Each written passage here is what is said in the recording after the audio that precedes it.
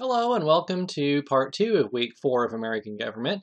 In this presentation, we're going to cover the executive branch, mostly focused. You may remember that the executive branch is the part of the government that is charged with enforcing or carrying out the law. In other words, the legislature we looked at previously writes the laws, and the executive branch is in charge of making sure everyone actually follows those laws. The executive branch includes the President of the United States, the Vice President, the Cabinet, and most administrative agencies. In this presentation, we're going to focus mostly on the President. We'll focus on the administrative agencies when we talk about bureaucracy down the road. So we'll look mainly at the President and also touch on the Vice President and the Cabinet as well a little bit. But we'll chiefly be looking at what the President does because it's so vital to the way our government runs in the modern world that we're going to spend most of our time looking at the President. The President and the Vice President are the only officials elected by the entire country. This gives them, and especially the President, a unique role in leading the nation. And so we looked at legislators, both representatives and senators, who are elected by either a district or just one state. The President and the Vice President are really unique because they represent all of us from coast to coast. And they're the only two people in the entire government that are elected by the entire United States, all of the people of the entire country. The president's term in office and the people he appoints to government positions during that time are called his administration. And the president's administration is kind of the yardstick that we use when we're talking about American history because it is so important in defining our history in this country. So we'll use terms like the Bush administration or the Nixon administration when we're talking about a particular period of American history because, again, the president's time in office almost defines that period of American history a lot of the time. And so it really is a vital office that really shapes the destiny of the country in a way that nothing else really does. And so it is vitally important. When they were busy writing the Constitution, our forefathers were deeply concerned about having a strong national government led by a strong chief executive, mainly because their last experience with that hadn't gone well, because that was King George. And they saw King George as a tyrant and a dictator who had trampled on their rights and not respected them at all. And so they did not want to repeat that experience at all. As a result, the first government they came up with, the Articles of Confederation, didn't really have a single individual decision maker. If you remember, they had the Congress doing most of the work, and basically everything was run by committee. There was really no one strong decision maker in charge. After Shays' Rebellion, though, the founders really realized that a strong chief executive was something that was going to be necessary to keep the government functioning at a reasonable level of competence. And so when they drafted the Constitution, Article 2 is what sets up the executive branch. They gave the president a good deal of power so he'd be able to whip the government into shape. However, they gave him a lot of power, but they left the president's duties pretty vague and undefined. And that was probably on purpose because they weren't sure what the job would entail. And that turned out to be kind of advantageous because the job evolved over time. What George Washington did as president is quite a bit different than what our presidents have done in our lifetimes. And so the job has been able to evolve to kind of match the needs of the country at any particular moment. And so that's seemed to work out fairly well. Our first president was, of course, George Washington, and he really set the tone for how the office would be treated. And first of all, he was really concerned that he just be seen as just a common, ordinary, everyday citizen who was serving his other citizens by carrying out the duties of his office. He didn't want to be seen as better than everybody else. He didn't want to be seen as royalty or anything like that. And there was some question, how do we address this person? And you have to understand at the time, other than royalty, no one had ever dealt with a head of state who was elected by the people. They didn't understand how that was going to work. That was something that was brand new pretty much in world history. And so some people wanted to call him Your Majesty, Your Excellency, something like that. He said, no, just call me Mr. President, and that became the way to address those holding the office. We still do that today. And again, kind of reinforce that idea that he's just an ordinary guy that ended up winning an election, and so he could serve his fellow man. And so that's really how he wanted to be seen. Along with those lines, he refused to wear any kind of special official uniform. He didn't want to wear a crown, none of those trappings of royalty. He just really shunned all of that, just wanted to be a normal person. And so again, that really set the tone for the presidents that would follow. This idea that the president is really just an American citizen who decides to serve his fellow citizens by taking on these duties. He also established that the office was temporary. Again, that was something that was new. In most of the world at that time, if you had power, it was because you were born into it or you killed somebody else and took it over. And you kept it until you were dead too. And the idea that somebody would relinquish the powers of office voluntarily after their term was up, well, that was kind of a new idea. But he did that. After 2 terms in office, 2 4-year terms, he stepped down and let somebody else do the job. And so that really set the tone and set a tradition among American presidents. And no president served more than 2 terms in respect of that tradition established by George Washington up until Franklin Roosevelt in the 1930s and 40s when he was president. It was during the Great Depression and then World War II, and he decided that the country needed him during this time of crisis. He didn't want to turn over the job to somebody new and inexperienced, and so he actually won a 4th election, and he was in the midst of his 4th term of office when he died. After he died, though, they passed a constitutional amendment that only allows an individual to serve 2 terms as president and no more, so that can't be done again. But anyway, George Washington, by stepping down and giving up that power, really did set the tone for what would follow and really kind of define the role that other presidents would take on and evolve in their own way later on.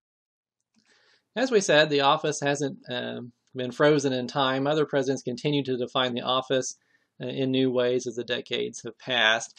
The general trend is that the president has accumulated more and more power and importance as time has gone on. Nowadays, the president is just seen as the linchpin that holds the federal government together.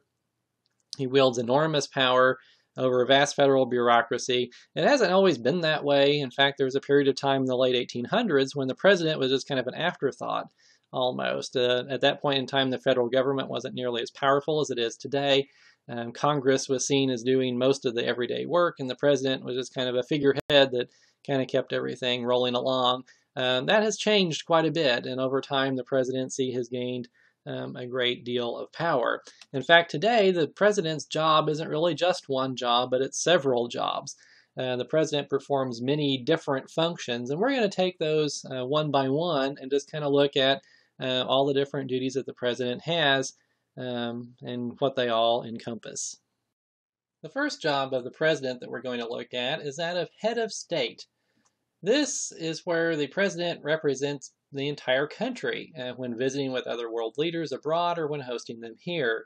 In a way, the president is really representing all of us, and this is a ceremonial role, but it's critically important for diplomacy and other situations. And in a real sense, the president just embodies all of America by his presence there as our leader. And in many countries, this kind of role is not held by the person who actually runs the day-to-day affairs of the country. For instance, in Great Britain, the Prime Minister is the one who actually runs the country. He's in charge of the government, running the affairs, defending the country, doing all those kinds of things, making all those day-to-day decisions about running the country. But the Queen is the head of state, and I think by looking at what the Queen does, if you're familiar with that at all, you kind of understand this role a little bit better. Because the Queen is all the time flying around the world representing her country to other countries, and she also hosts world leaders who are visiting her country and takes them, has a nice dinner for them and visits with them and all that sort of stuff. And she'll also show up at important events and represent the country. For instance, if there's a war memorial on Veterans Day or something like that, she's there laying the wreath, does all those sorts of ceremonial things. And so in Great Britain, they have separated those roles, and other countries do that too. For instance, in Israel, they have a prime minister who is the executive, but an elected president is the head of state who plays that ceremonial role. But the United States does it differently. We combine both of those roles of running the country on a day-to-day basis with the job of head of state. And so the president embodies both of those roles. He actually runs the government on a day-to-day basis, but he also is our symbolic leader as the head of state. So if you watch the news and you see our president hosting another world leader at the White House and sitting down or having a formal dinner with the white tie and all that kind of stuff, he's acting as the head of state. Or if you see him getting on Air Force One and going and visiting other world leaders around the country, around the world, or if you see him, like I said, on Memorial Day or something, laying a wreath at the Tomb of the Unknown Soldier, things like that, he's being that head of state. He's representing all of us as Americans, carrying out these ceremonial roles. And so it is a ceremonial thing, but it's also important to be able to conduct diplomacy and carry out these sorts of functions. The second job we're going to look at of the president is that of chief executive. If you're familiar with how a company works in the private sector, they all have a CEO or a chief executive officer, somebody who's in charge, who's the ultimate authority there. And if there's a decision to be made, they're the one that's going to be carrying that out, and that's going to settle any disputes among the junior staff, kind of setting the direction of the company. And the president plays exactly the same role in our federal government, too. The Constitution says that the president must faithfully execute the law. Doesn't really define what that means, but it's pretty clear that the president has to use his power to enforce the laws of the United States and make sure people are obeying the laws, and also make sure that the government is carrying out the laws that are enacted, and also to keep the machinery of government working, making sure all those government agencies and the different parts of the federal government are doing the jobs that they're supposed to be doing. He's also the ultimate decision maker in the executive branch of the federal government. If there's a decision to be made, he is the top decision maker. So any disputes among the junior staff or whatever may end up at the president, and he makes the ultimate decision. And in many ways, he's responsible for the direction of the country. Certainly, Congress has power and the courts have power. So he's not the only player. We have three branches of government, but in our modern system, he's largely responsible for choosing what our priorities are, what we're talking about, the things that you see on the evening news that the government's doing. Much of those are there because the president wanted them to be there. The federal government, over time, has grown a lot. It started out very small. It's grown into a vast organization that employs millions of people. It's probably the largest employer in the United States is the federal government. So it's become a huge organization. And as the CEO of that organization, the president has a lot of responsibility and also a lot of power. However, let me take this time to make an important note. And I've seen students have a misconception a lot of times on exams and other things, misunderstanding the role of the president. The president is not all powerful. Just because he wants something or says something does not mean it's going to happen. He cannot boss Congress around, for instance. The executive branch and the legislative branch are co-equal. They have equal amounts of power in our system. He can't boss the courts around either just because he wants something to happen. He cannot bully the Supreme Court and tell them what to do. The same goes with the states. We have a federal system.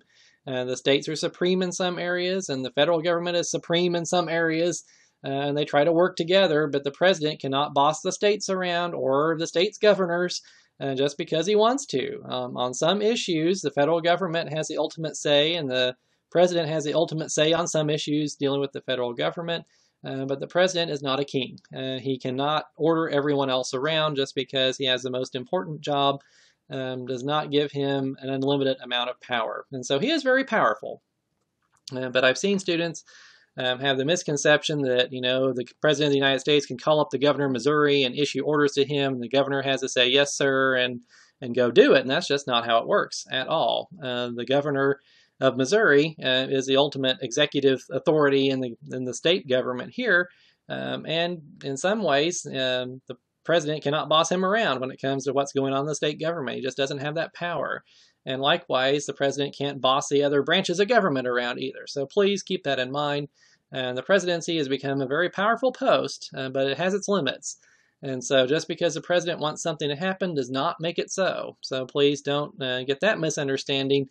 in your head at all, because we don't want that to crop up on a test or something. The president is not all powerful, can't boss everyone else around, even though sometimes they try. Legally, they don't have that authority. So please do keep that understanding in mind. Still looking at the chief executive role of the president, we'll look at some specific powers that he has. And one of the most significant is the appointment power. And that is the power to actually hire people to do specific jobs within the executive branch of government. Each president, when they come into office, will appoint somewhere between 3,000 and 5,000 different government officials to do various jobs within the government. Now, these are high-level jobs in the government. Not, the people sweeping the floors and the people taking out the garbage and that kind of thing. These are people who are in charge of something, who have very high-placed, high-level, important types of jobs, and they're really responsible for carrying out the president's policies on some level. So we're talking about people like ambassadors to other countries that represent the United States to other leaders around the world, U.S. attorneys who are in charge of prosecuting crimes against the United States in federal courts, judges who hear cases, and of course members of the president's own cabinet, and we'll look at what that is in more detail a little bit later on. So these are pretty high-level people that the president actually gets to appoint. The Constitution says that these appointments are made with the advice and consent of the Senate. And what that means is that for these important jobs, the president gets to nominate people that he wants in those positions, but the Senate actually gets to approve or disapprove of those nominations. And so if the president wants somebody to be the ambassador to Kenya, for example, he will find someone that he wants and he will nominate that person and then tell the Senate, hey, Senate, I want to nominate Bob Smith to be our ambassador to Kenya. Well, then the Senate will say, okay, and so they'll bring Bob Smith in and ask him questions and see if he's qualified. And then if they like the guy okay, which is usually what happens, they will take a vote and approve him to be the ambassador. So then he'll be sent to Kenya to be our ambassador over there. So that's how that works. And for these important high-level jobs, the president gets to nominate who he wants, and the Senate gets to approve that person in that job. And for the most of the time, that's fairly non-controversial. The Senate lets the president nominate and have the people that he wants in those jobs. But sometimes it can get contentious about a particular nominee. Politics can come into that situation once in a while. But for the most part, we understand that the reason we let the president nominate these people is that we see that they're really responsible on a day-to-day level of implementing the president's policies. And so it's important that they agree with the president's policies. So he wants people that agrees with him. And we understand that. And so, for instance, if we had a Democratic president who leaves office and the Republican president comes in, do we want that Republican president stuck with all these Democratic people who don't believe what the president does? Would our government work efficiently that way if everyone's not on the same page? Well, no. And so what happens is that many times the new president who comes in will be able to replace all those former officials with people who agree with him. And so the Senate will usually let a president pick and choose who he wants. Occasionally we'll have a controversial nominee who will kind of go through the ringer in the Senate and they'll give him a hard time. But usually the president's appointments are approved. Now again, this is for the high-level jobs. The lower-level jobs are filled in a different way that we will discuss when we look at a later chapter on bureaucracy. But these, the secretaries and the janitors and the bookkeepers and the normal everyday 8 to 5 kinds of people that work for the federal government are not nominated by the president. That's only for the really important jobs. And so they are just hired through a separate process, hopefully because they're qualified and the best person for the job. But these upper level jobs, they are nominated by the president and approved by the Senate. And again, we kind of alluded to this, but it sounds kind of harsh, but every new incoming president typically fires all the high-level people in the executive branch of the government and appoints his own people to fill those jobs. And again, the reason for that is the president wants people who understand and agree with his policies to be in charge of running the government. And so we understand that the government works more efficiently if everyone is kind of on the same page there, and so we'll let him do that. And the people that take those jobs know that, when the president who appointed them leaves office, they're probably going to have to go find a different job. And that's just the way it is. But that's usually how it works. Again, sounds a little bit mean, but it kind of makes sense if it happens that way, and that's what happens. Another specific power of the president is that he has the power to issue reprieves and pardons. Now, this is when the president uses his power to reduce, or commute is the term we use, the sentence of someone who's been convicted of a federal crime, or to erase it entirely with a pardon. And so, if somebody has been convicted of a crime, the president can reduce their sentence just by the stroke of his pen. He can sign an order reducing that person's time in jail, or whatever the sentence happens to be. Or the president can pardon a person, which means that their crime is erased. If they've been convicted, they're set free. They can, it's like their crime never happened. Or if they haven't even been charged yet, issuing a pardon to them will prevent any kind of prosecution for that crime.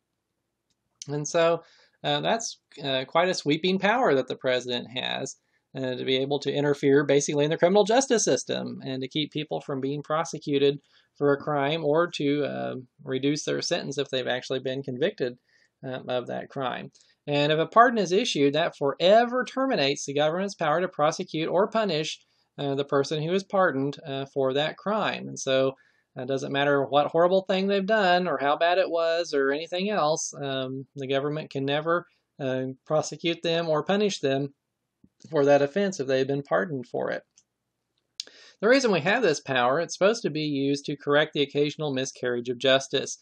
And we all understand, no matter how great our criminal justice system is, that once in a while, the prosecutor, the judge, the jury can all get it wrong, and that will become apparent after the fact, after someone's been convicted of a crime, or something like that, and that they might be innocent, or something happened where the justice system didn't quite work like it was supposed to, and so the president has the power to go fix that. That's what it's designed to do. And interestingly enough, there's no check on that power. Congress can't undo it. The courts can't undo it. If the president pardons somebody, they're pardoned, and there's nothing that can be done about that. So they will never be able to be prosecuted for that particular crime. Sometimes this happens quite a bit when the president is leaving office. It's traditionally something the president does, toward the end of their term, when they're about to leave the White House, because it can be controversial. Be going easy on criminals usually isn't a popular thing to do. And there can be specific instances where it can really get people riled up. The most famous is when President Gerald Ford ended up pardoning Richard Nixon. And what had happened there was Nixon had probably committed crimes in office while he was president. He had been forced to resign because otherwise he's going to be impeached and removed from office in all likelihood. So President Nixon resigned. Well, the person he had appointed to be vice president, who took over for Nixon after he left office, was Gerald Ford. And so it looked a lot to the public like it was kind of a I'll scratch your back, you'll scratch mine kind of deal, where Richard Nixon had appointed Gerald Ford to be vice president. Richard Nixon resigns. Gerald Ford becomes president and pardons Richard Nixon. So it kind of looked like a quid pro quo, some kind of deal that was struck, behind the scenes or something, which it probably wasn't. But still, President Ford said he had his reasons for pardoning Nixon so that, a former president wouldn't be put on trial and the country would be dragged through this drama. It was better to just turn the page and move on. But it certainly infuriated a lot of people. When Bill Clinton was leaving office in late 1999, the very early part of 2000, he pardoned a lot of his rich friends who had contributed campaign money and things. And whether that was a good idea or not is up for debate, but it certainly didn't look very good. It looked like he was rewarding his loyal friends as he was leaving office by giving them pardons if they were in trouble with the law. And so he got a lot of flack for that. And so this can be a controversial thing, but it is an important aspect of the president's powers. It's kind of unique that was put in there by our founding fathers, just so somebody within the system would have the power to correct some kind of miscarriage of justice should it occur. Another specific power the president has is that of issuing executive orders. And an executive order is a command to the president's staff or other government officials and employees to do or not do a certain thing. And these orders have the force of law, much like a law that would be passed by Congress and signed by the president. They can't affect anyone outside of government, but remember, the president's the chief executive of the government. So if you work for the government and you're in the executive branch, you have to listen to what the president says. And so if the president issues one of these orders, then the executive branch has to obey it. And so these are just, if you're at a company and the company president sends out a memo and says, do this, you do it. And so this is the same kind of principle here. The president has control over his own branch of government. However, unlike laws that are actually passed by Congress, executive orders only remain in effect as long as the president who issued them is in office, because this it's not going to be on the law books, like a normal law that Congress passes and the president signs. This is just an order to the president's underlings, basically. And so when there's a new president who comes in, all those old orders are out of date and they go by the wayside. And so they won't last past the end of the term of the president who issued them. However, later presidents may reissue them or rescind them at any time. So they can stay in effect past the end of a president's term. The next president may think they're a great idea and reissue them or keep them around. But any later president, can completely reverse that policy at any time. So it's not like a law that's on the books that's been passed by Congress. It's more temporary in nature, but it still has the same type of effect on the government that's in place at the time that it's issued. So they're a powerful tool, really. They give the president the authority to set the goals and priorities of the entire executive branch and the bureaucracy without anyone else's approval. And so the president, the downside for the president, they're temporary. They don't necessarily last past the end of his term. But the good news is he doesn't have to, get them through Congress. And Congress has a reputation for not agreeing with presidents sometimes. And so the president can issue these without anyone else's advice, approval, or anything else. And so he can really use these to chart the course of affairs for the whole executive branch. And so they can be very powerful tools for the president to use. The next major job of the president that we're going to look at is Commander-in-Chief. Before we start looking at what that actually entails, let me address a pet peeve of mine. It's not Commander and Chief, it's Commander-in-Chief. How it developed that way, I'm not really sure, but I've seen a lot of students get it wrong over the years, and it always irritates me a little bit. So it's not Commander-in-and-Chief, it's Commander-in-Chief. So please make sure you get that straightened in your own mind before you irritate me, I guess.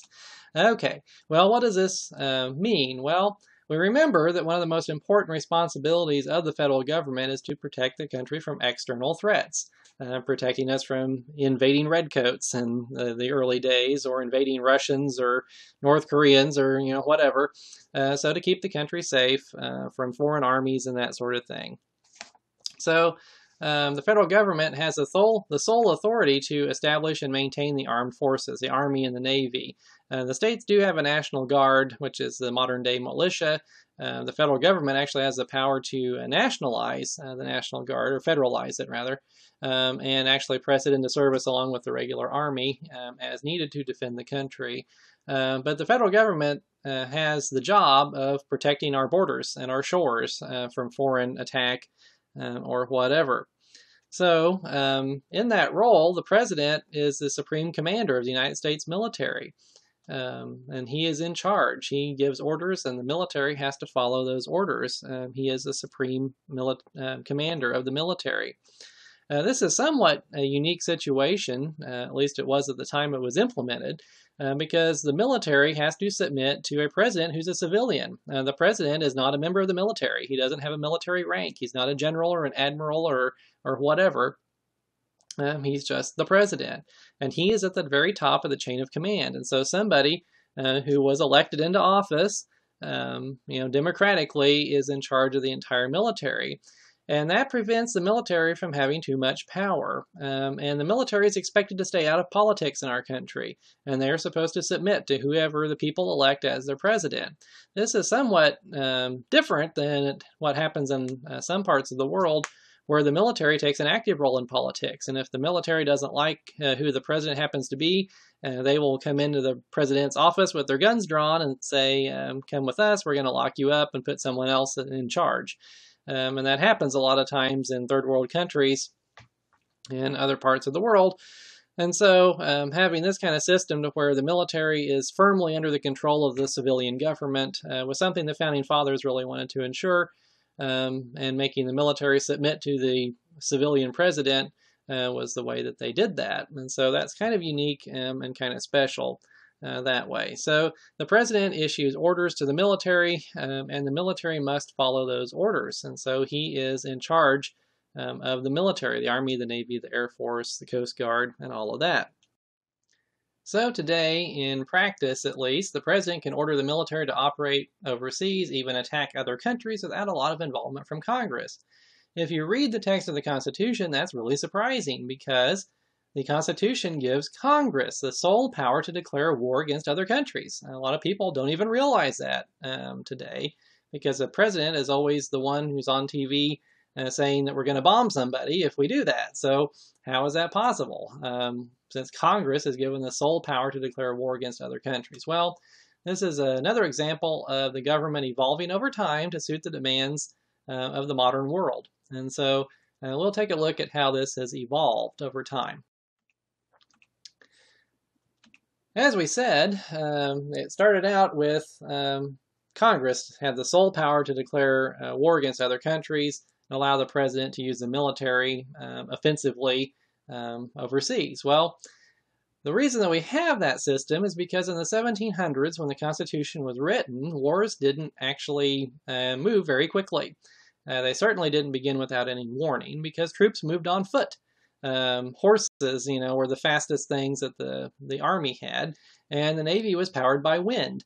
No one had airplanes or missiles, so there were no sneak attacks like we think of today, where we could devastate somebody else's cities, in seconds. That kind of possibility just did not exist at the time the Constitution was written. And so, such an important decision as declaring war on another country wasn't left to one man, but was given to the entire Congress to do. And you can see the thought process behind that. It made a whole lot of sense. And so what they envisioned was if another country was acting, hostilely to the United States, the president could go before Congress and say, hey, Congress, France is being mean to us. Let's declare war on France. And Congress would talk about it and say, yeah, sure, let's declare war on France and take a vote and say, yeah, go beat up France. And so the president would order the military to go attack France. Well, that's how it was envisioned by the authors of the Constitution. But it didn't quite work out well that way in practice. When the Civil War started, Congress was out of session. And so the South is busy seceding, and shots are being fired on Fort Sumter, and the Confederates are on the march, and Congress is out of session. So President Lincoln was forced to deploy troops and begin fighting the war when Congress wasn't even in Washington. So that kind of showed the folly of the system a little bit, that the president had to kind of act on his own. Without the help of Congress, despite what the Constitution actually said was supposed to happen. Well, Congress actually has declared war a number of times throughout American history, throughout the 1800s and the early part of the 20th century. And the last time that it did that was during World War II, and that's when war was declared against Germany, Italy, Japan, and their allies, when America entered World War II. And that may well be the last time that ever happens, because we just don't have time to do it anymore, maybe, and we found other ways to authorize the president to take military action. After World War II, this whole system of asking Congress to formally declare war just looked really antiquated when we're talking about nuclear-armed ICBMs that could be launched from Moscow and reach Washington in half an hour and annihilate everybody before Congress could even start getting assembled to start debating a war declaration. And so with the Cold War coming on, and nuclear weapons and missiles especially, the kind of attacks that could happen sneakily and with almost no warning being a real possibility, it was just seen that this whole system was kind of out of date. So the president has been given a good deal of leeway by Congress to command military actions without formal congressional approval. And so what we see happening in conflicts around the world that we've gotten into since then, the president will get congressional approval a lot of the time, but Congress gives the president quite a bit of slack on that, and so the president can authorize certain military operations without getting prior congressional approval in various different ways. And we haven't actually had a formally declared war since World War II, even though we have had quote-unquote wars since then. They've been authorized by Congress usually, but they've been called other things besides a quote-unquote war. And so Congress has avoided having to actually declare an official war using that power in the Constitution.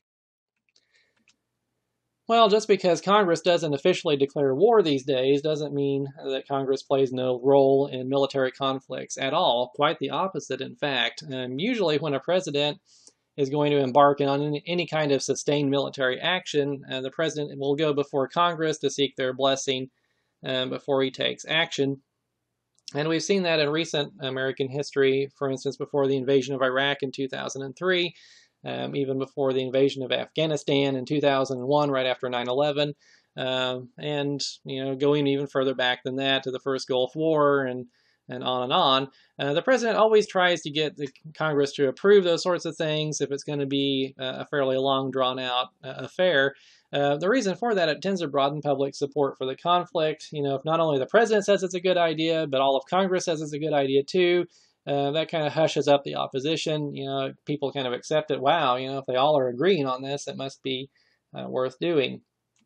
Also, if the operation goes badly, the public will have both Congress to blame and the president, not just the president. So the president's always going to want to go get Congress on the hook too. So if he gets them to okay this, just imagine what would happen if the president, said, "Oh, let's go invade some country," and didn't ask Congress first. And then it went very badly. Then, Congress would be pointing fingers at the president, and the public would be pointing fingers at the president, and he'd be out there kind of on an island. And so the more people that he can get to spread the blame around, the better from his perspective. Also, Congress controls the purse strings of the federal government. That is, Congress is the only branch of government that has the power to write checks. So Congress appropriates the money that's spent. They create the federal budget. And so they can use that power to nix something that they don't like. So usually wars are very expensive, and the president will need Congress to foot the bill if we have some kind of military action.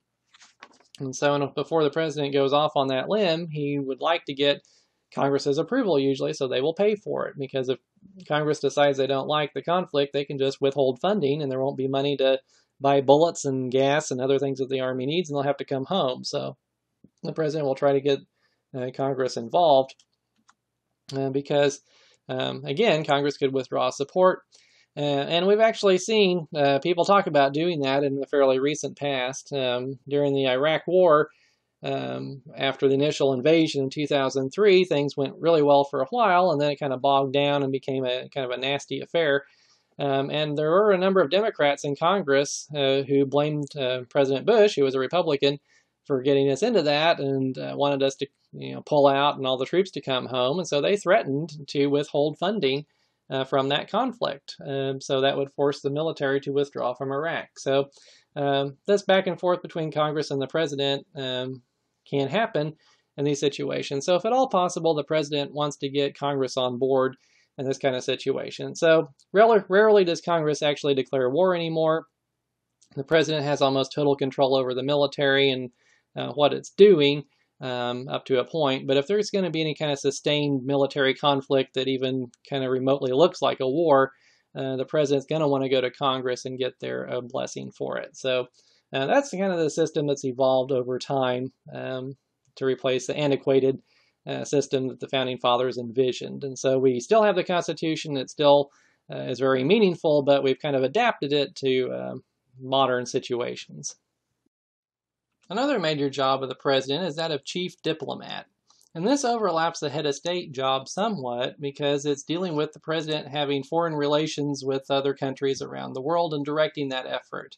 And so we already saw how the president can host formal dinners at the White House and, entertain other heads of state and that kind of thing. And this overlaps with that quite a bit. But whereas the head of state job is more ceremonial, or just, being friends with other countries and whatever. The chief diplomat's job is more difficult than that and not nearly as straightforward. And because it involves dealing with not only our friends, but also countries that have adverse interests to the United States who we're not friends with. So it's a lot more hands-on, a lot more practical. Sometimes it can mean taking an active role in negotiations with foreign leaders if we're trying to negotiate a treaty or some kind of agreement with a foreign country.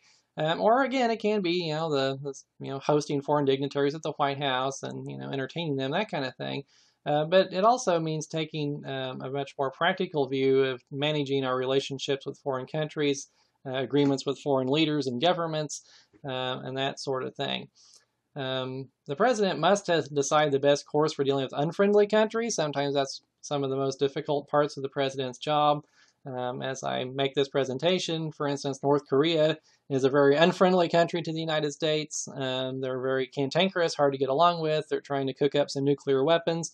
And so the president has to decide how to deal with that. How do we have talks with them? Do we try to line up allies against them? How do we deal with that kind of bad situation? And so the president has a really hands-on role in directing the United States foreign policy. How are we going to interact with other governments around the world, both on friendly terms and unfriendly terms? And so the president is in charge of figuring all of that out. Now, one thing that the president gets to do is to decide if a foreign government is legitimate or not and should be officially recognized by the United States. Sometimes that comes up when there's a revolution in another country and there was an old government and now there's a bunch of new people that overthrow the old government and say that they're in charge now. When that happens, do we recognize that new government as being the legitimate government, or do we still recognize the old one? And so sometimes those are very thorny issues too. One thing that comes to my mind that I remember happening back in the early 90s is when the Soviet Union broke up. And suddenly, what had been the Soviet Union became several different countries that called themselves independent. And so George H.W. Bush, who was president at that time, had to decide, do we officially recognize Kazakhstan and Kyrgyzstan and these other former parts of the Soviet Union as new independent countries or not? And so the president has to make those kinds of decisions as well. Now, the president also appoints ambassadors. We already talked about that a little bit earlier. But ambassadors are our official representatives to foreign governments. So they have to be confirmed by the Senate, and they represent the United States' interests in foreign countries. And so they speak for the U.S. government in those foreign capitals. And so if the president of France wants to know what the U.S. government thinks about something, he will call the ambassador in and say, hey, ambassador, what does the U.S. government say about this? And the U.S. ambassador will tell the French president what the official position is on that kind of thing. And so the president's really in charge of directing our relationships with foreign countries in a very practical way, not just a ceremonial way that the head of state job really entails, but on a practical day-to-day basis. How do we cooperate with other countries? How do we interact with those governments that are not friendly to us too? One major part of this role of chief diplomat is the power to negotiate treaties with foreign governments. And a treaty is a formal written agreement that binds two governments in some way. And there are many different types of treaties that we've had in our history. For instance, there's the treaty that created NATO, the North Atlantic Treaty Organization, and that's a military alliance. And so the countries that are members of NATO with us, which include Canada and England, France, even Turkey and Greece and some other European countries, Germany, for example, that binds us all to those countries. And so if any foreign country attacks any one of those countries, we are obligated to defend that country. And if any country attacks the United States, then those countries are bound to help defend the United States. And so we have each other's back militarily. There's many other kinds of treaties as well, though. The Montreal Protocol was adopted. It was an environmental law where everyone agreed to stop putting poisonous chemicals into the atmosphere that was killing the ozone and that sort of thing. So treaties can do many different things, but they are formal written agreements between two governments that bind them together in some way, shape, or form to do something. Once the president directs the drafting of a treaty. It has to be submitted to the Senate for ratification. And the Senate has to approve it, but not just approve it, but by a 2/3 supermajority vote. And so that's a very high bar. Well, why do we insist upon such a huge level of ratification, in the Senate? Well, because treaties take on not only the force of law, but they are seen as being the highest law of the land, on a par with the Constitution itself. And so there is nothing higher than a treaty. And so if we enter into a treaty with another country, that's not something that we take lightly in the United States. And so that has to be, not only the president has to approve it, but also the Senate by a 2/3 vote has to ratify that treaty before it takes on the force of law. And getting 2/3 of the U.S. Senate to agree on anything is difficult. And so getting them to approve a treaty is very, very tough. And so this isn't done terribly often. And it's entered into very deliberately and carefully. Because it is so hard to get a treaty approved through the Senate, sometimes we'll use an alternative called an executive agreement. And this is an arrangement where the president reaches some kind of formal agreement with the leader of a foreign government. And again, it's really hard to get the Senate to approve a treaty. And if we end up with a treaty that turns out to be a bad idea, it's really hard to get out of it because it does become the highest law of the land. And so sometimes we'll use executive agreements instead, and they don't have the legal status of a treaty. It's not the highest law of the land, and it's not permanent either, because it's really just an agreement between our president and the leader of a foreign country. And if either one of them leaves office, then the executive agreement can go by the wayside. So it can be undone at any time, and a new president can withdraw from that agreement, and so can a new president or prime minister or whatever of the other country too. So that's one disadvantage. One advantage, though, is it can be done in secret. Our president can agree with the leader of a foreign country, confidentially. No one has to know about it except the people who are in the room.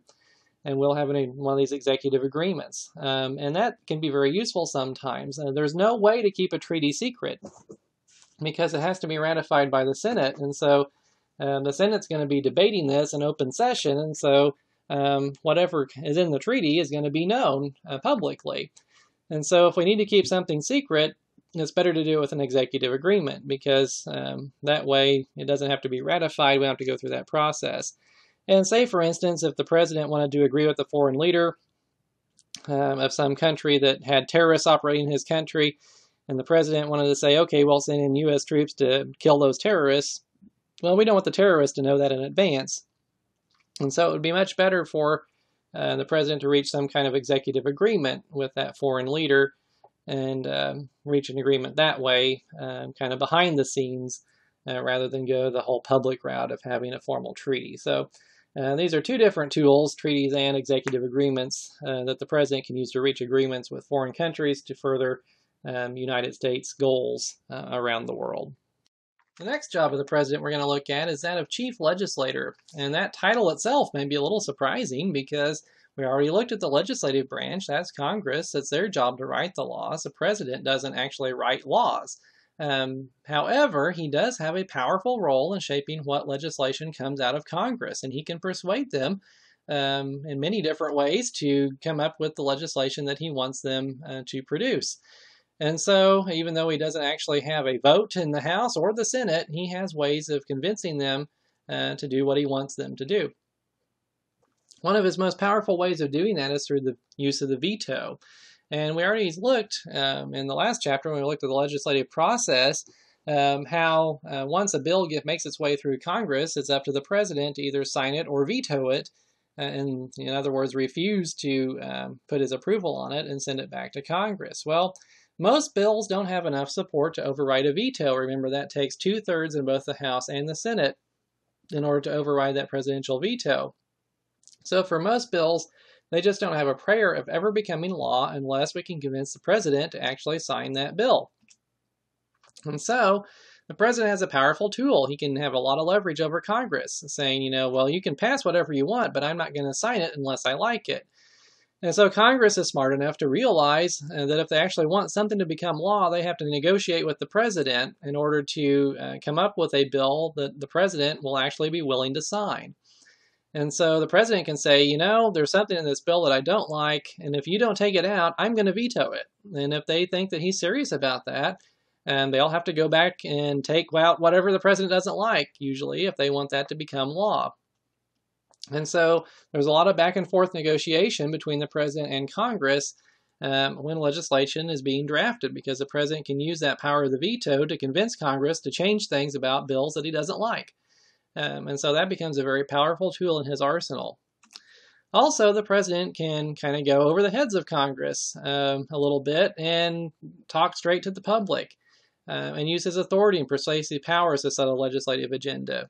And he can certainly talk to Congress people themselves, and he does that all the time, invite them to the White House and try to persuade them. But if he can't do that, he has other ways of using his authority and persuasive ability to get the legislation that he wants. One of the most visible ways is through the State of the Union address.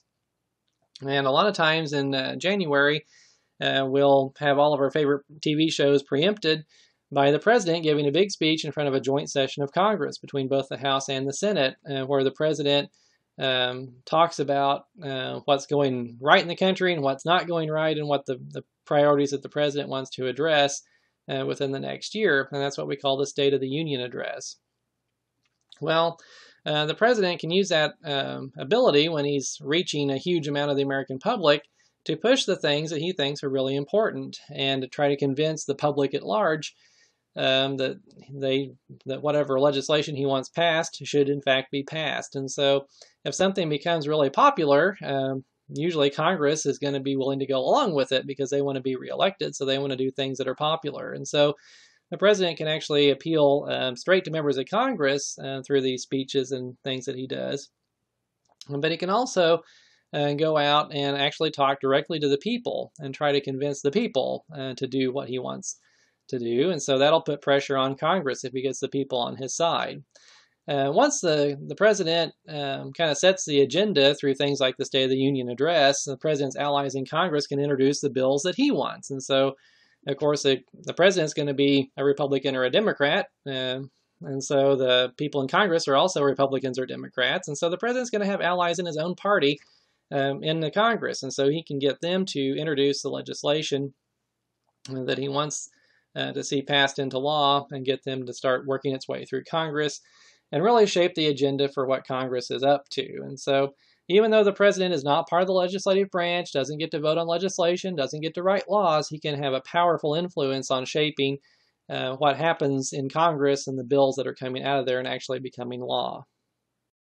Another major job of the president is providing public leadership.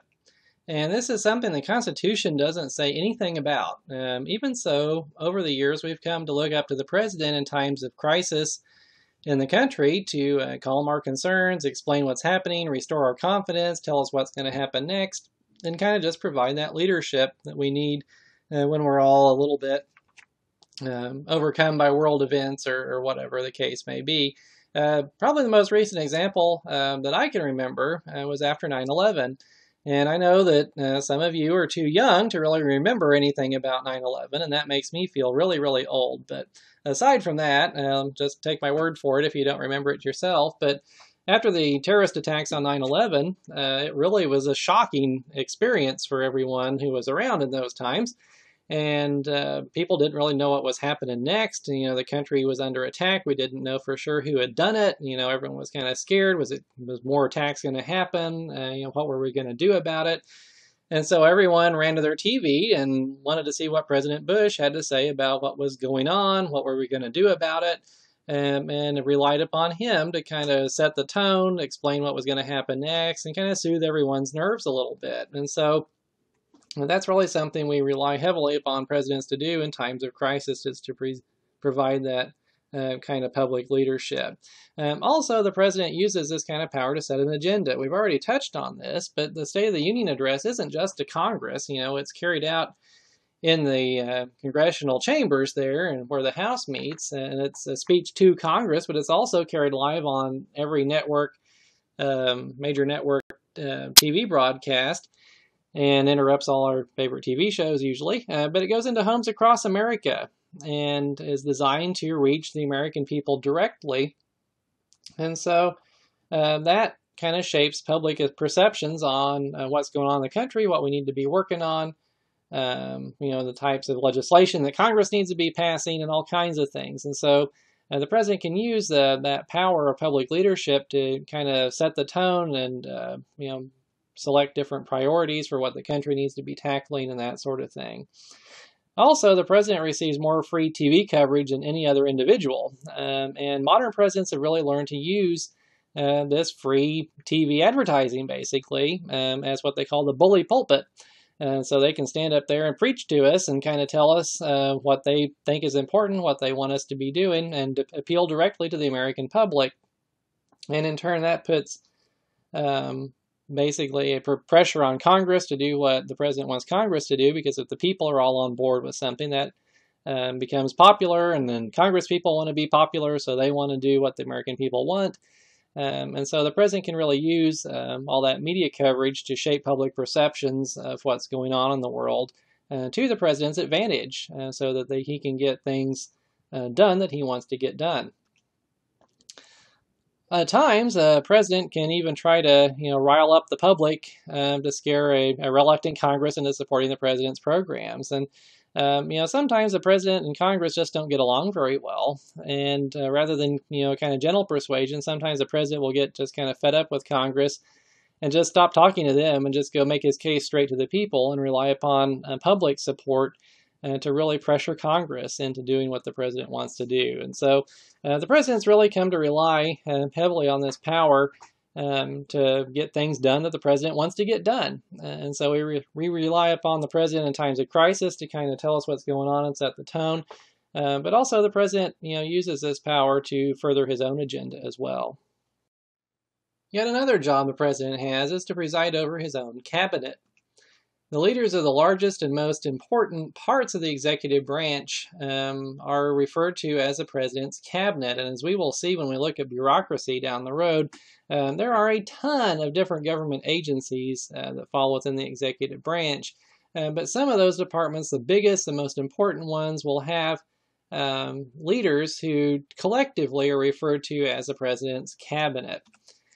And the members of the cabinet are considered as top advisors to the president in particular areas where they have expertise.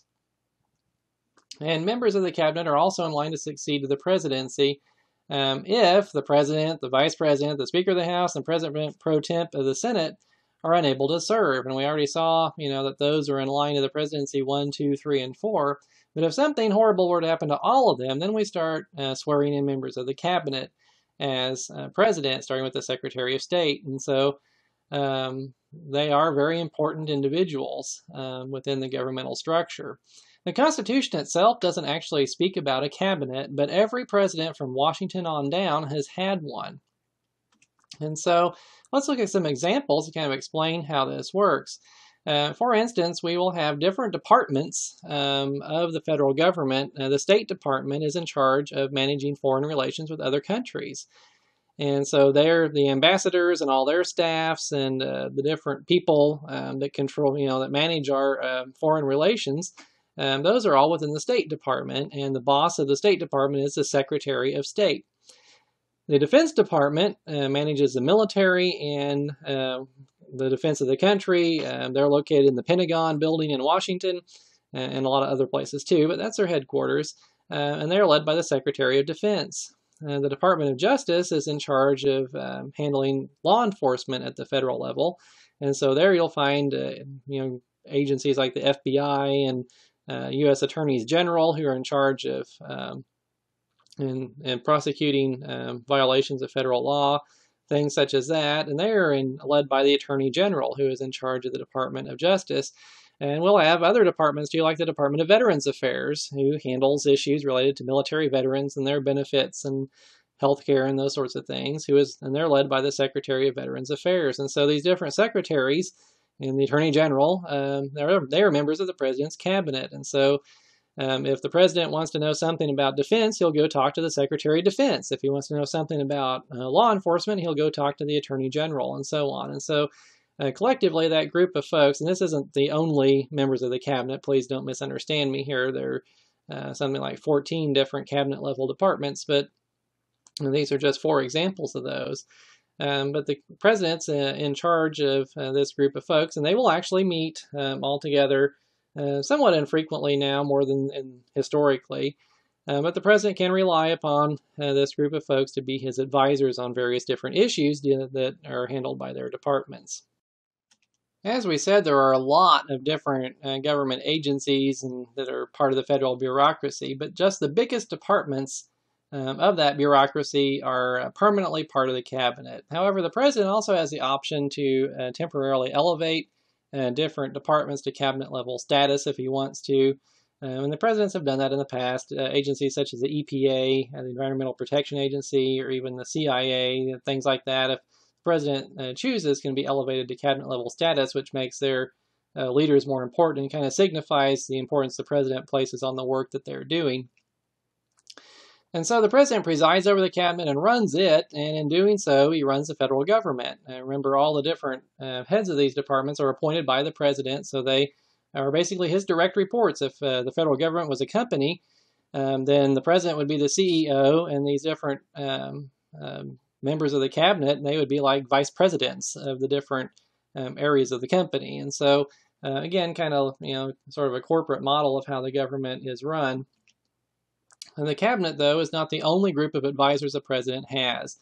In fact, the cabinet originally was maybe the president's closest advisors way back at the start of the country's history. However, that's not really true anymore, because a lot of times the president will appoint people to cabinet positions, not so much because he loves them with all his heart and he trusts them implicitly, but because it makes political sense to do so. He'll reward people who supported him politically, or he'll appoint people because he thinks that will make him more popular if he appoints those particular people to those positions. And so it may not be the people he trusts the most that he puts in cabinet positions. And so there are different departments within the executive branch that the president can also rely upon for advice. And the executive office of the president contains a whole bunch of advisors on just a whole slew of different issues. For example, the president has a council of economic advisors that he can talk to if he has questions about economic policy.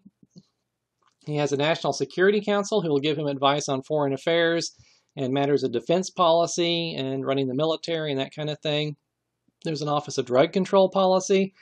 And so if the president has some kind of question about how to conduct operations that, would curtail the illegal drug trade, he can talk to those advisors.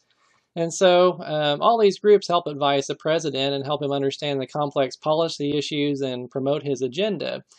And because they are solely advisors of the president, they're not actually running the government, they don't have to be confirmed by the Senate. Remember that these cabinet-level secretaries, they're nominated by the president, but then they have to be approved by the Senate. Well, for the executive office of the president and the people in that, they don't actually have to be approved by the Senate, and so the president can hire whoever he wants to.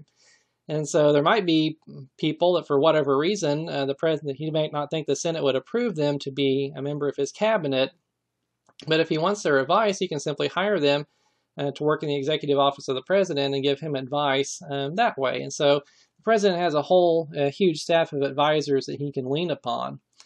And in recent years, these advisors are often more relied upon for advice in the actual cabinet. And we already mentioned the reasons why, because the president can appoint anyone that he wants to be in these jobs. And sometimes the people he appoints to cabinet-level positions aren't the people he loves and trusts the most, but people that he needs to keep on the good side of for practical political reasons. And so the president oversees all of these folks here, and he gets to rely on them for advice when he's making important decisions that affect the course of affairs in the country.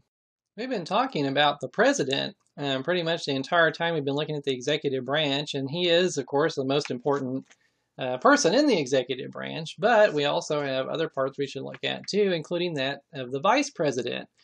As the Constitution was originally written, the vice president was supposed to be the runner-up in the presidential election. And so if you had two people running against each other for president, whoever came in first in the voting, that would be the president, and whoever came in second would be the vice president, which sounds kind of fair in a schoolyard kind of way. But the Founding Fathers had no idea what was coming later on in American history when they did that. The Founding Fathers fervently hoped that political parties would never develop in the United States. They just thought they were evil. George Washington spent quite a bit of time actually in his inaugural addresses talking about the evils of party and how political parties were going to be the ruin of the country, and he hoped they would never develop. But in fact, political parties started developing in Washington's cabinet because some of his cabinet advisors didn't like the other part of his cabinet advisors, and before you knew it, we had two political parties develop in early American history way back then. And so because we had two parties, this system didn't really work because the Founding Fathers never anticipated sharp disagreements over policy. So they assumed that everybody would kind of be on the same page, and they would just be, everything would be run by consensus, and no one would really disagree with anyone else. And so when you ran for president, the best guy would win, but the second best guy would be in second place, and we'd make him the vice president. So God forbid anything happened to the first person who actually won the election, then the second choice would be the president, and so they thought that would work out just fine. Well, it did not work out just fine at all, because even after, right after George Washington left office, by the time we had the election of 1800, John Adams was running against Thomas Jefferson, who ended up being kind of his arch political enemy, and they didn't like each other at all. But John Adams came in first in the voting, and Thomas Jefferson came in second. And so John Adams became president, Thomas Jefferson became vice president, and they hated each other's guts. And so they suddenly ended up heading the executive branch together and having to work with each other. And so that just was not workable at all because, two people who just hated each other ended up being forced to run the government together. And so that just was not a workable situation. Everyone saw how foolish it had been to design things that way. And so since then, the Constitution has been amended. And so now, when a candidate is running for president, they choose a running mate who campaigns with them in order to be vice president, and we elect the two together. And so in the last election, as I make this presentation, Barack Obama was running for president, Joe Biden was running for vice president. They were running together. And so they were elected at the same time. We didn't have to vote for one or the other. We voted for both of them at once. And so that's how it works. You run in pairs. One person runs for president, one is the running mate runs for vice president. And that's how it works nowadays. And it certainly works a lot better than the old system did, where we might have two people who have very different ideas about how to run the country suddenly are foisted into the two most important posts in the executive branch. As you look at the role of the vice president in American history, usually the vice president had very little to do besides wait for the president to die. They just didn't have a whole lot on his plate except time. And so the vice president would literally just kind of, be around Washington waiting for something to happen bad to the president so that he could take over. There's really not a whole lot else to do. We already talked about how the vice president is president of the Senate, which is mainly a ceremonial role. So there's really not that much to do there. John Adams was the first vice president in American history, and he was president of the Senate, and he actually took that job very seriously. And he would sit there in the Senate a lot, and he would open his mouth and talk and give his opinion, whether anyone wanted to hear it or not. And became very unpopular with the senators because they didn't care what he thought and just wanted him to be quiet. And so that didn't work real well. And so vice presidents, they have this title, but it's mainly a ceremonial role. They don't get to do anything really unless there's a tie vote, and then they get to vote. So there was so little to do with it that a few folks were offered the job and just refused to take it. They didn't want to be the vice president because they thought that was an insult to their talents and abilities. Why do you want to hire me to do a job where I just sit around and wait for you to die? And they just thought that was kind of insulting. And so It was just really a do-nothing job. And as it turned out, vice presidential candidates were often chosen purely for strategic political reasons and not because a presidential candidate liked them very much. And that's what we call balancing the ticket. And so we'd have situations where people would be from different parts of the country that would be on the ticket or something like that, or we would the presidential candidate would choose a running mate from a state that they really wanted to win in the presidential election, and thinking that would help their chances of winning that state. And so we'd have situations like where Franklin Roosevelt, who was from New York, picked Harry Truman, who was from Missouri, two very different regions of the country, to kind of balance the ticket. We didn't want two Northeasterners running together, and so FDR didn't really particularly like Truman too much, but he was from a different wing of the Democratic Party, kind of represented the southern and Midwestern states a little bit, and so picked him to kind of balance that ticket because FDR was from New York, and so he kind of wanted someone from a different part of the country. And so that's how vice presidential candidates have often been chosen, is just for strategic reasons during the election, not really because there was any special bond there between them and the presidential candidate, or they didn't have any special skills and abilities necessarily. Of course, we want them to be competent if they have to step into the role of president. But anyway, balancing the ticket became more important than anything else. Well, that changed a little bit. During World War II, Franklin Roosevelt died, and his vice president, Harry Truman, became president, but we were in the middle of World War II at that point, but Truman had been treated like most vice presidents, and that was pretty much like he was irrelevant. And so the president, Roosevelt, had not kept him informed of what was going on. And so when Truman became president, suddenly he had to run the country, and we were at war, and he was like, what is going on? Because he didn't know how the war was being conducted. They had to tell him, well, there's this thing we've been working on called the atomic bomb, and he'd never heard of it before. And so he was really kind of in the dark, and people realized how that was not really a good situation for somebody who's a heartbeat away from the presidency to be completely clueless. And so since then, the view of the vice president has kind of changed to match those expectations. And during the Cold War, where we were in a situation where nuclear conflict could begin at any moment, the president could get nuked and then the vice president would have to take over at a moment's notice. It suddenly became very important for the vice president to really be informed of what was going on so he could take over at a moment's notice. And so the role of the vice president has really changed quite a bit throughout American history. It's come to be seen as much more important. And kind of along those lines, in recent years, vice presidents have taken a much more active role in advising the president and being relied upon. And so that's been the current trend. We don't know how long it'll last, but George W. Bush chose Dick Cheney as his vice president, and Dick Cheney was a very well-trusted advisor, and President Bush relied upon him very heavily for advice. It gave him very important jobs to do in helping run the government, put him in charge of different areas of policy and things such as that. And so that was, Dick Cheney was unquestionably the most powerful vice president for a very long time. And that trend may be continuing because Joe Biden has been a really trusted advisor of President Obama, too. So we just don't know how long that trend will continue. But the trend is, in recent years at least, the VP becomes a close advisor to the president.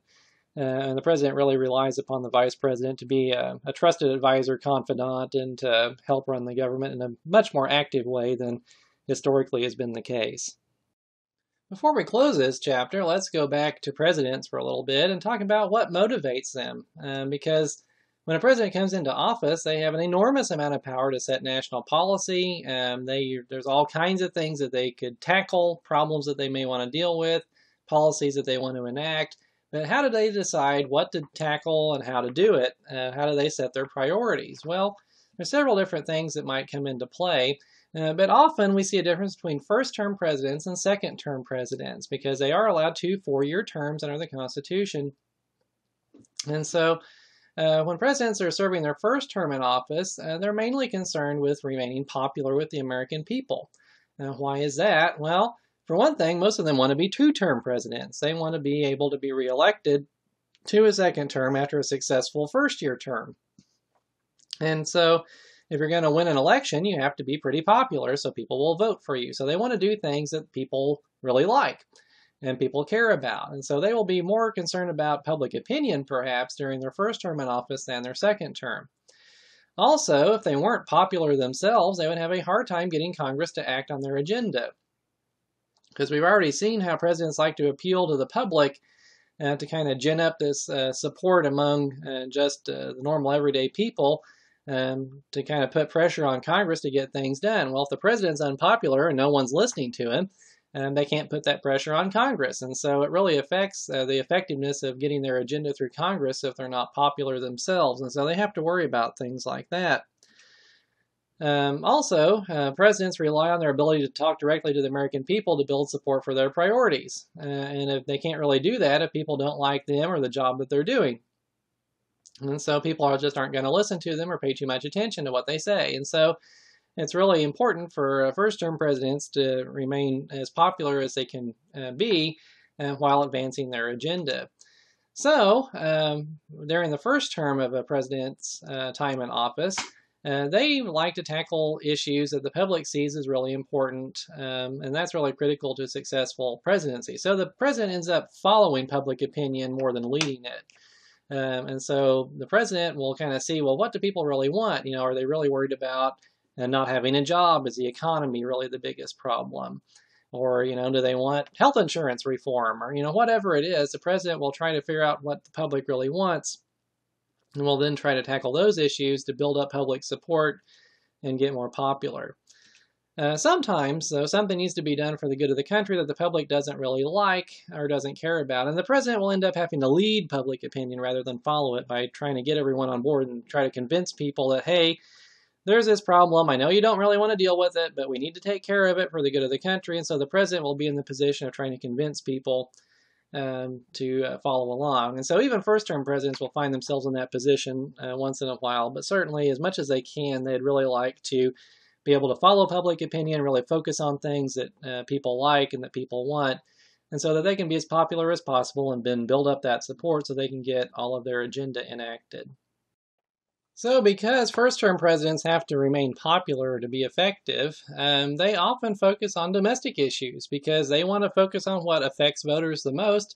Voters usually care more about what goes on within the country than outside the country, and so first-term presidents tend to deal more with things that affect the home front. They will deal with things like jobs and the economy more than they will worry about things going on dealing with foreign countries. Of course, they have to deal with all of those things, but they will really emphasize their domestic priorities. For instance, they might want to pass a law that they think will create more jobs. They might want to put through tax cuts that will help everybody who has to pay taxes have more money in their pockets. They might want to do other domestic things like pass health insurance reform, stuff that affects people in a more direct way than dealing with foreign countries and focusing on those sorts of issues overseas, because that is what really gets people's attention and makes them more popular. On the other hand, second-term presidents don't have to worry about being reelected anymore, and so they are less worried about staying popular all the time than they are about their legacy. And what the legacy gets to is how history will view their presidency in the future, because most presidents think a lot about, when kids, 100 years from now are reading their history books about my term in office, what are they going to be reading? And presidents really worry about that sort of thing. What legacy am I leaving the country? What's history going to say about my term in office and my administration and what I got accomplished? And so they will really worry about leaving some kind of lasting mark in history during their second term, and a lot of times they'll turn their attention to that. And so the second term often includes presidents focusing on difficult problems that only have long-term payoffs. During the first term, they want to get things done right away, that people will see the benefits and be more willing to re-elect them, that'll make them more popular right away. In the second term, they still want to get things done, but they will focus on those things that are more thorny, that are more difficult, that may not, pay immediate dividends in terms of like a short-term increase in popularity and that sort of thing. And so they will focus on things like the classic example, peace in the Middle East, trying to get the Israelis and the Palestinians to live together in peace and in harmony. Presidents, a lot of times will dabble being a diplomat in their second term of office, trying to straighten out that mess over there. because that kind of fits along with their legacy. If they could successfully bring peace to the Middle East, that would secure their place in history, for maybe hundreds of years to come. And so they really focus on those sorts of problems. So it really does change a president's perspective on things going from the first term to the second term. And it really is kind of interesting to see how their priorities may change. And once they're reelected and they can't run for reelection again, they will focus on these more long-term issues. I'll close our discussion of the executive branch by noting that historical views of presidents really tend to change over time. We were just talking about how presidents want to leave a legacy. And sometimes a president's true reputation, how history will view him, doesn't really become clear until many years after he's left office. And people, when a president's in office, tend to have an emotional response to that president. And so that can kind of cloud their perceptions, whether they like the president or not. They may focus more on the president's personality or some particular thing that he did, rather than look at his overall legacy and kind of have a balanced, objective view of it. And so as time passes, their view may get a little bit more objective, more balanced, and the perception of a president can change over time. One really good example of that is Harry Truman. And when Harry Truman left office, he was deeply unpopular. And it was right after World War II, and people were tired of war, but yet Harry Truman got us involved in Korea, in the Korean War. And so people really didn't like that, and he just did some things that made him not very popular when he left office. Now, though, he's generally seen as a courageous and effective president. People may not agree with everything that he did, but in general terms, he's seen fairly favorably in the light of history. After we've had 70-some years go by, we look at his career and his legacy a little bit differently than the people right after he left. If you'd taken a poll, he would have been pretty unpopular right after he left office, and that has certainly changed over time. Jimmy Carter, who was president during the later 1970s, was a disaster in office, frankly. The country's economy was in turmoil, our foreign relations were a mess, and he lost his bid for re-election in a landslide to Ronald Reagan in the election of 1980. And so he just kind of made a mess of things, didn't get along with Congress, just wasn't terribly effective in the job of president.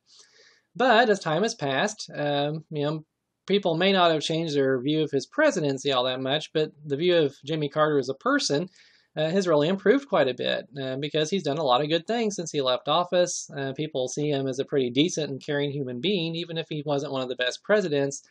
He's done Habitat for Humanity, and he's been done diplomatic things, and so people at least respect that, and his popularity has probably gone up over time. George W. Bush, who left office after the 2008 presidential election, after he had served 2 terms, was deeply unpopular when he left office. People were tired of the Iraq War. He was seen in a very unfavorable light because of that. It hadn't gone nearly as well as we had expected it to.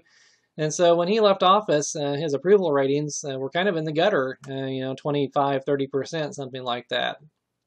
And so he was so unpopular that the Republicans running for office in 2008 to replace him didn't want to be seen with him. He was so much bad news that they didn't want to be around him. So he was unpopular when he left office, but since he's left office, his favorability ratings have gone up. In fact, as I make this presentation, I read an article not too long ago where a poll was done asking about his favorability ratings compared to, for instance, Barack Obama, and he was seen as more favorable than Obama. And certainly his feelings toward him have warmed up since he left office, and people's feelings have kind of mellowed a little bit, forgot why they were mad at him in the first place, and so perception has changed. Our current president, as I make this presentation, is Barack Obama. How his legacy will change, who knows? Right now, his favorability ratings hover around 40%. A lot of people don't like him. A lot of people do. And so he kind of has a mixed record. Who knows how history will judge him? And so that's true of every president. So just because we like them or don't like them at a particular moment in time, our perceptions tend to change, and the perception of history will change as well. So we'll leave it at that for week 4. So we've had an overview of both Congress and the executive branch, focusing on the presidency. So certainly a lot to take in. Don't forget to also read those chapters in the book. and do your discussion this week. And I will say goodbye for now and see you again next time.